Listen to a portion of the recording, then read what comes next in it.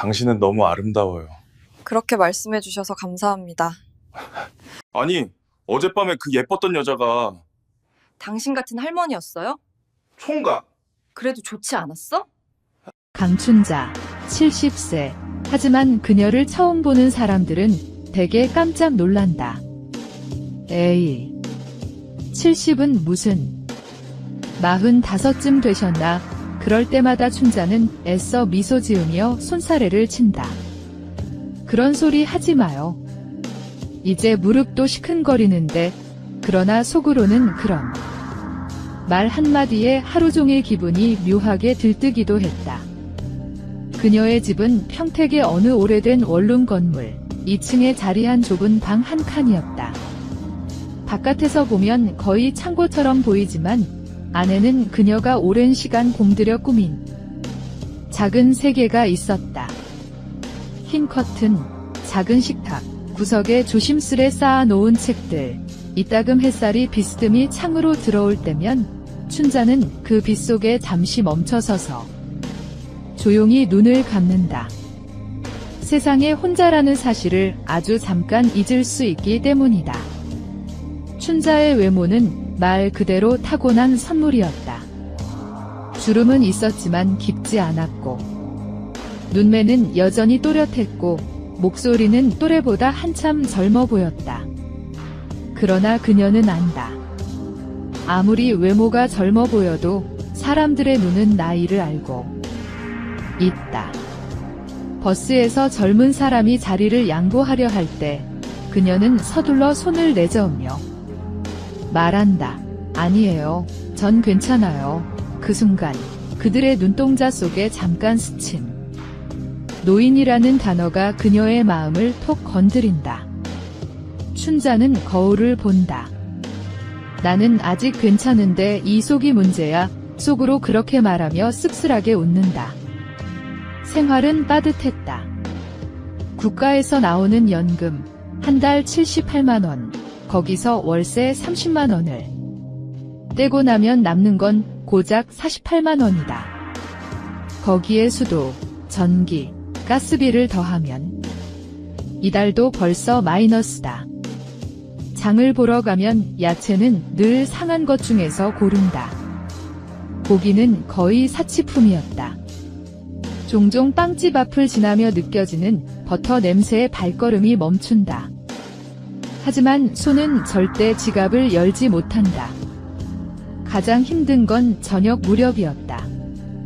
텔레비전을 보다가 문득 화면 속에 가족들과 웃는 장면이 나오면 춘자의 눈은 자신도 모르게 흐려진다. 나도 한때는 딸이 있었는데 그 애가 어디서 뭘 하고 살까? 하지만 그녀는 이제 연락을 기다리지 않는다. 기대는 언제나 실망을 동반했고 실망은 곧 고독이 되었다. 그녀는 그 고독에 익숙해지기로 했다. 가끔 동네 경로당에서 만난 사람들은 그녀를 부러워했다. 어떻게 그렇게 젊게 사나 몰라.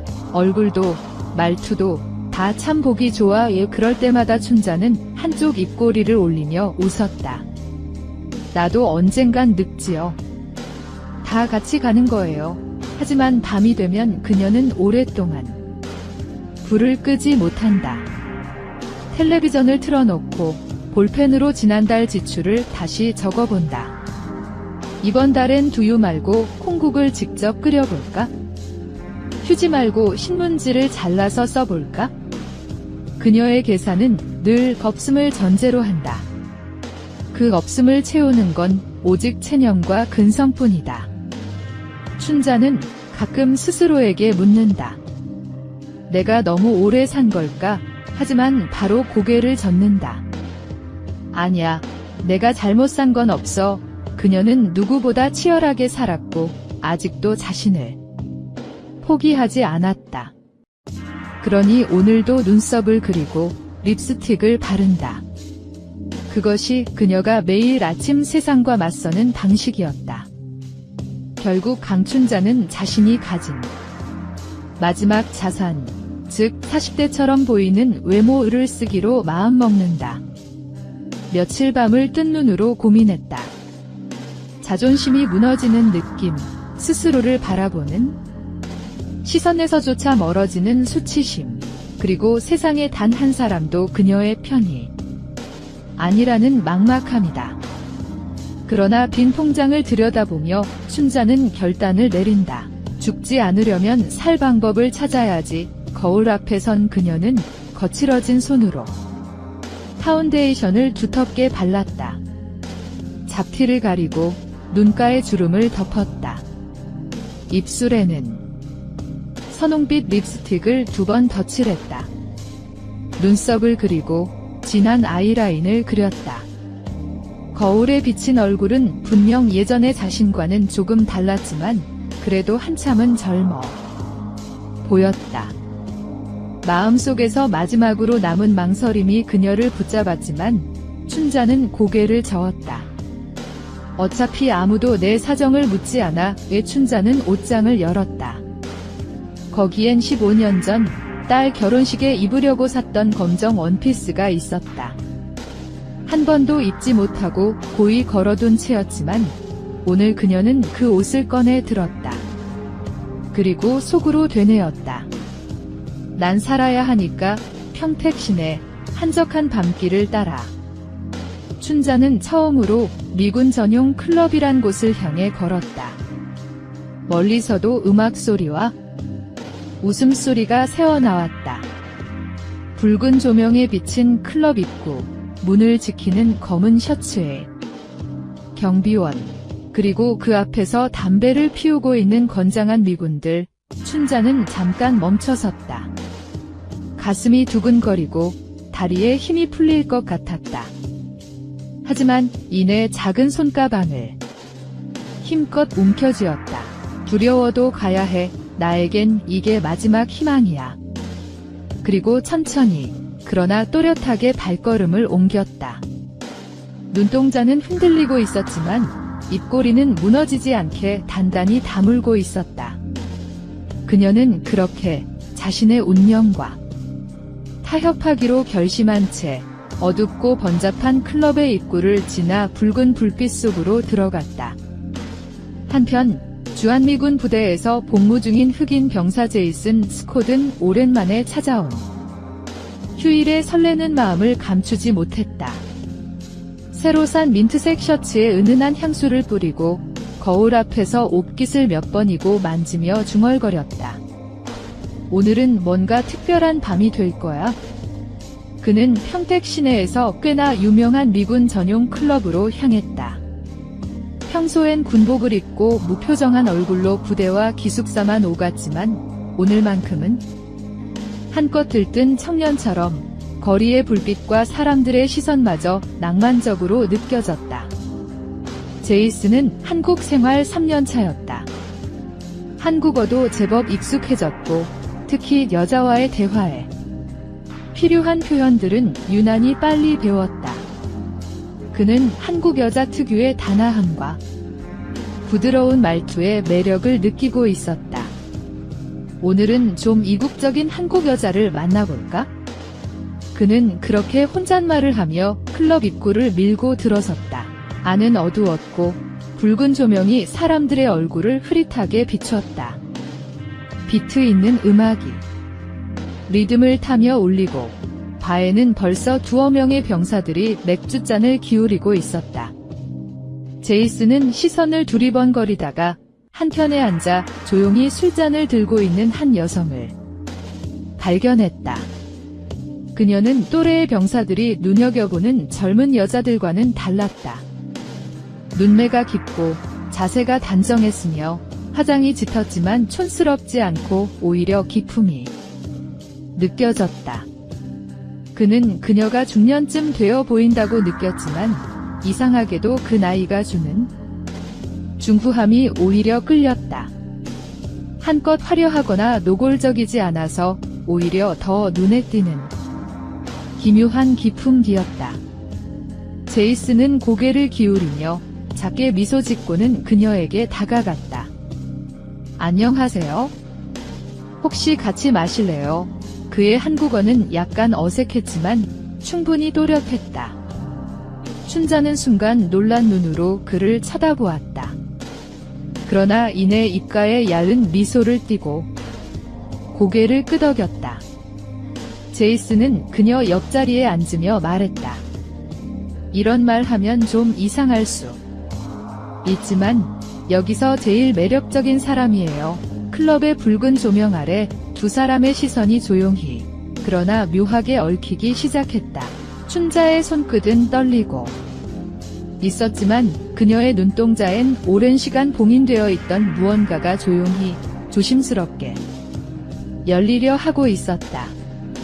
제이슨은 춘자와 나란히 앉아 잔을 기울이며 대화를 나누는 내내 자신이 지금까지 만나온 한국 여성들과는 다른 그녀의 분위기에 매료되어 있었다. 어두운 클럽의 조명 아래 짙은 화장을 한 춘자의 얼굴은 살짝 미스터리하면서도 어딘지 따뜻했고 그녀의 말투는 또렷하고 조심스러웠지만 눈빛엔 어딘가 가늠할 수 없는 아련함이 스며 있었다. 진짜 40이라고요? 제이슨이 다시 한번 확인하듯 묻자 춘자는 짧게 웃으며 고개를 끄덕였다. 나이보다 좀 더 들어 보이나 봐요. 그녀는 담담하게 말했지만 가슴속 깊은 곳에서는 작은 두근거림이 일었다. 그가 믿어주었다는 사실만으로도 마음이 미묘하게 흔들렸다. 제이슨은 술기운에 얼굴을 붉히며 고개를 저었다. 아니요, 오히려 정말 매력적인 나이예요. 진짜예요. 너무 아름다워요. 그 말에 춘자는 순간 숨을 멈췄다. 아름답다는 말을 언제 마지막으로 들어봤던가? 시간은 흐르고 음악은 조금 더 느려졌고 제이슨은 그녀의 손등 위에 조심스럽게 손을 얹었다. 춘자는 짧게 떨렸지만 뿌리치지 않았다. 그는 낮은 목소리로 말했다. 여기 말고 좀 더 조용한 데서 이야기하고 싶어요. 춘자는 대답 대신 고개를 천천히 끄덕였다. 그들은 나란히 클럽을 나섰다. 거리는 조용했고 늦은 밤. 평택의 바람이 옷깃 사이로 스며들었다. 그녀는 조용히 걸었다. 돌아갈 수 있을까? 이 길에서 그런 생각이 잠깐 스쳤지만 다시 마음을 다잡았다. 지금은 멈출 수 없다. 모텔의 불빛이 가까워질수록 제이슨의 손은 점점 더 그녀의 손을 따뜻하게 감쌌다. 그리고 결국 두 사람은 모텔의 문을 조용히 밀고 들어섰다. 작은 방 안, 흐릿한 조명 아래 제이슨은 숨을 삼키듯 그녀를 바라보았다. 정말 믿기지 않아요. 이렇게 멋진 밤이 올 줄은 그녀는 대답하지 않았다.